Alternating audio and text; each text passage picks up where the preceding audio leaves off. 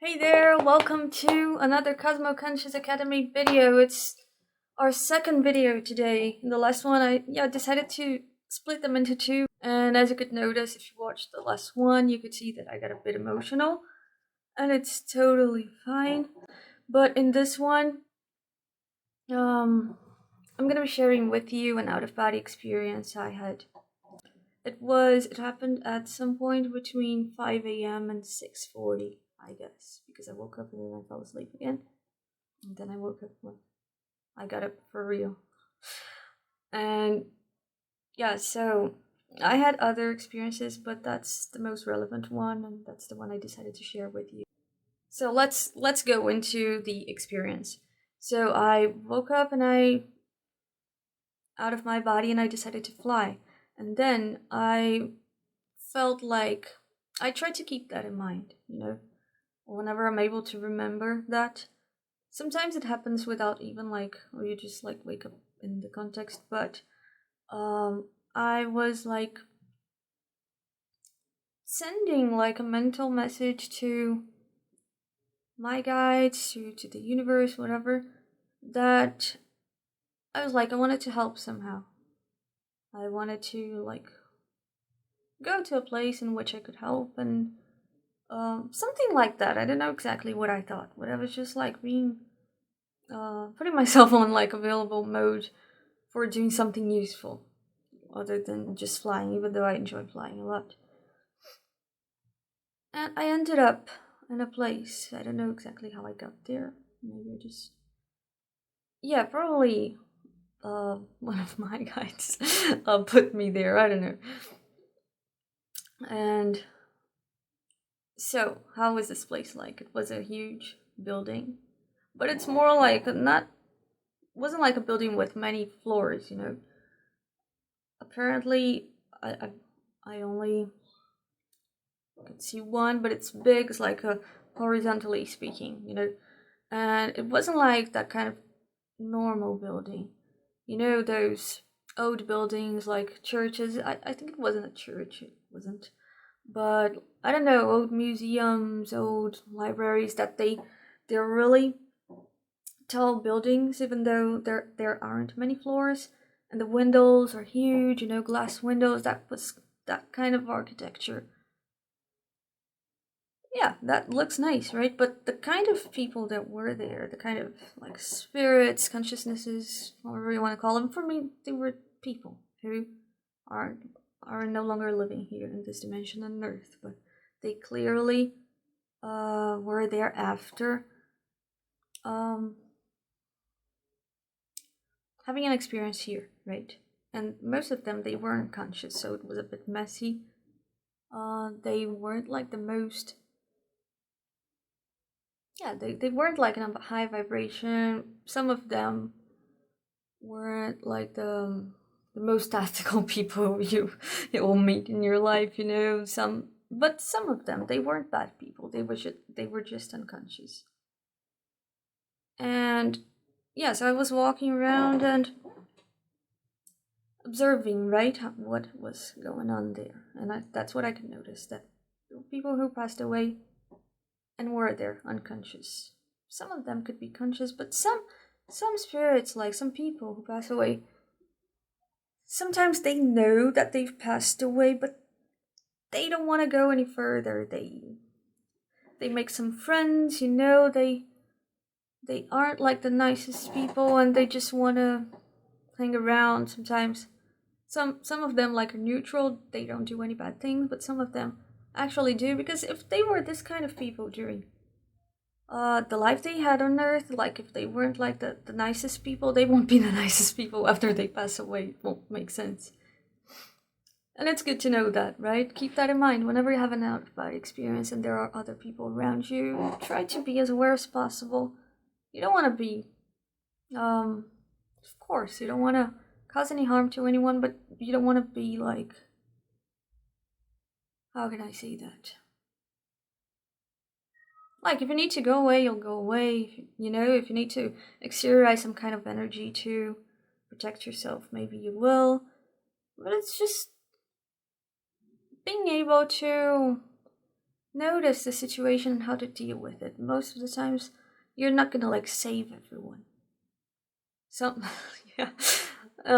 Sometimes you just like gotta avoid or go to someplace else, And whenever it's time for you to help somebody, you will probably know that. And that was the case. Like most of the people there, I wasn't supposed to approach anyone, but there was this woman that she wasn't like bad. I know it's just a concept, it's all relative. Sometimes when we say somebody's like bad or mean, this person's just unconscious, but she wasn't like that level. She was just unconscious about the fact that she had passed away and all that. And I knew what was going on, and I decided to approach her. But I didn't want to say like, "Oh, you died, wake up," and go to higher vibration. That's not how it works. We gotta know that we're dealing with people, right? And they were living in some kind of community, and it was like trying to live the same kind of life they live on Earth. So that means that it was like they were living. That means probably sleeping, eating, those basic things we do in our lives. And I asked her, it came to my mind, and I want you to keep that in mind, that like I could see her, I couldn't see my guides, but they were with me, of course. They always help us help, They always help us assist, even though who we're talking to might not see them. They're always around and inspiring us and all that. So I decided to ask her about coffee, about making coffee, something like that. And then I don't know if I offered help, something like that. The kitchen wasn't there, but I knew it was like somewhere in the left. Don't ask me why, but because there were many rooms there. And yeah, so what happened? She accepted my help. I was just approaching her, trying to start a conversation. And she handed me some toothpaste. She was holding it, and she handed me toothpaste. Yeah, and there were some other objects. Yeah, some shiny little thing. I don't remember the other one, but I remember the toothpaste. And she handed me the toothpaste as if it were coffee, because she was so unconscious that like she accepted that it was coffee. It was probably what she had in her hand. And then I talked about coffee, and she was so unconscious that she managed to believe that was coffee. And for me to prepare the coffee, she handed me that, And then it was an opportunity for me to start like telling her, this is not coffee, it's toothpaste. And it took her a while to notice that it was toothpaste. And then she had some other objects. It was some decoration objects, I don't know what that was for. But I was like, oh, that's pretty. And she said, oh, indeed it is, something like that. And then I'm trying to remember the conversation. I know where it's heading, but I'm trying to remember the details. So, yeah, I can't really remember exactly what I said and what she said at this point, but it was like, I was just asking her some probably everyday things, and she told me that she was in hospital. And then I was like, oh, that's how she died, right?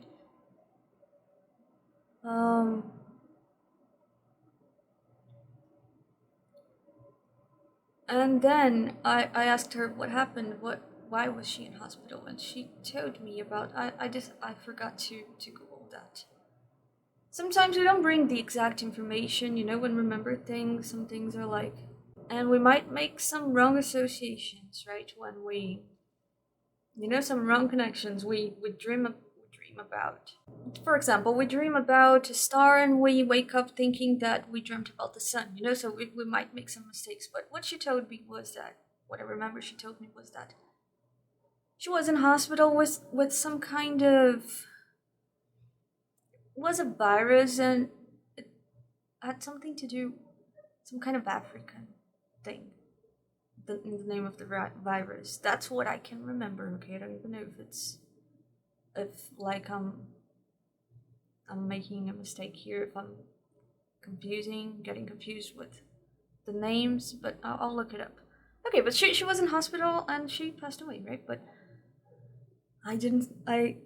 that's not what I said to her at that point. Not yet, right? And she said something like, sometimes I think I'm still in hospital. And then I was like, maybe you passed away, you know? And I don't remember hearing an answer. And then what came to my mind was that was some kind of inspiration, or maybe it was me, I don't know. I was just trying to show her that she wasn't in her past life anymore, you know. She wasn't like on Earth in this dimension that we're currently in right now. So I'm able to do something that it's like I can get real big. It just like stretch my body. And then I did that so she could notice that it was something really unusual, you know. It's like it couldn't be possible on Earth for somebody incarnated to do that. That's why I did it. I wasn't like trying to show off or anything. And I think it worked, because it was like, okay, that's weird, you know. So I kind of suggested her that she had passed away, and then I showed her something really strange, so she could see that she wasn't incarnated anymore. And then I started like exteriorizing, sending energy to her, like waking her up, sending the best energy, and also connecting with my guides or any kind of people that were working at the moment, so they could take her to a better place, so she could start being more aligned with awareness, you know, and go on with her life. Because I know that life isn't just what we call life, you know. Life is like multidimensional, life goes on, you know, so that's still life. So, but she could take a step and go on her journey, you know. And there was a lot of light, and yeah, they took her because she wasn't there anymore. What happened was that after that, a lot of people, like, I don't know, maybe 200, over 200, because they were like in a gathering behind us. I don't know what kind of thing was that. But there were a lot of people there, and they were all staring at me, and I was like, oh my gosh. Because remember, those people, they weren't like awakened, you know, but I don't regret anything. It was worth it. But then they started like chasing me, because some of them, they didn't really like it. They thought it was strange, and some people don't like when you help others, you know, especially in those kind of places. They don't want to like go on, and they want people to be asleep with them, basically. So they started chasing me, and then I started flying around, but there was a ceiling, you know. And I know it's all like about psychological aspects, and I could have gone through the ceiling, but we really gotta work on that. Sometimes I go through some windows, doors, or sometimes I just like fool myself that I'm opening the door and go through it, because I know there is like huge psychological aspects that prevents us from doing that when we're in an out-of-body experience. Sometimes it's easier, sometimes it's not, but as I was like feeling, and that doesn't like, I know that I gotta be better, right? I don't want to put the blame on anyone, but I was probably feeling all that energy, right, and all those people looking at me and chasing me, and not kind of angry about what I had just done. And then I was flying and trying to get away. But whenever I tried to go through those glass windows, the glasses seemed to be thicker and it was kind of hard. There was this one time that I almost did it. And I know it's all about psychological aspects, and I like maybe sometimes I do better, right? But I was having a hard time. So yeah, and then I was like, oh, I'm just gonna go back to my body, and that's what I did, basically. So I hope it was useful to you somehow. That's realities, right? Sometimes we do better, sometimes we don't, but I hope you could learn something about helping other consciousnesses when you're having an out of body experience. Maybe you learn something about the dimensions or astral bodies, about life after death. I really hope it was useful to you somehow. So if you liked the video, don't forget to leave a thumbs up and share it with somebody that you know is gonna enjoy this content. If you haven't subscribed to the channel yet, please do and activate the notification bell. And if you would like to support me, you can buy me a coffee at buymeacoffee.com/Cosmoconscious, just Cosmoconscious. Or you could even join our community, and in exchange you'll get some exclusive content like posts and videos made especially for the community, and that's awesome. And you'll be supporting me and supporting my work as well. So I'm really happy you made it to the end of the video.